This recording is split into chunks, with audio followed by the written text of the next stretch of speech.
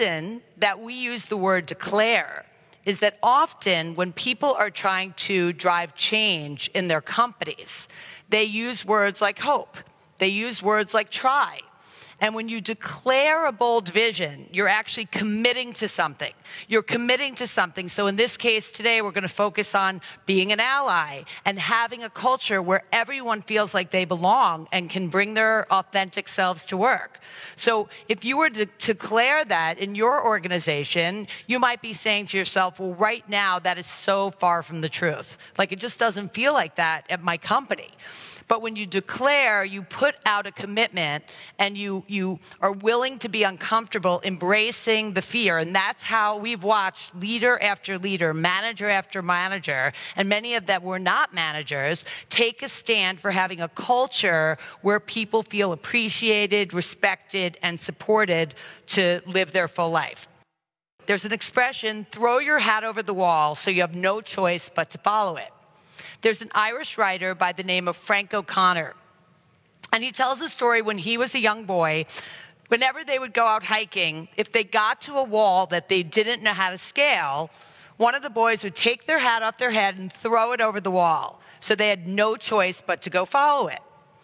This is a powerful metaphor for your work and, in fact, your whole life, because there's been times you've all done this.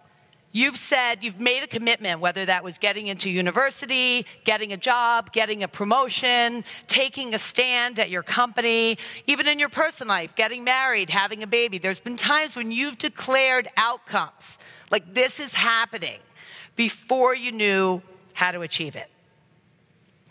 There's also been times when you've gotten to walls and you've said it's just too hard.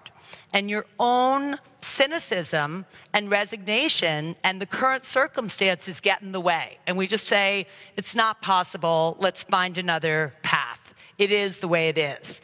And the reason why this is important is that people's actions are always correlated to the future you see as possible. So if you believe something's possible, if you believe it's possible to have your culture be different, if you believe it's possible for you to make a difference at your company, you will then take actions and figure it out and have the hard conversations and be the change, be part of the change that you want to see.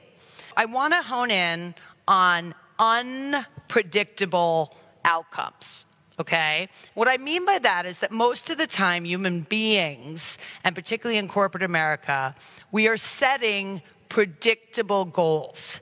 We say things like, what do we need to do? And I hope, it gets better, or I wish it looked different, or we should try X. And everything is playing it safe because people don't want to play big in case we fail. Human beings don't like to fail. So today I want to help you focus on what would be an unpredictable outcome a year from today that would be worth playing for.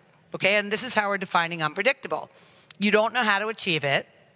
You could fail, or you have failed in the past. Like we've said this before.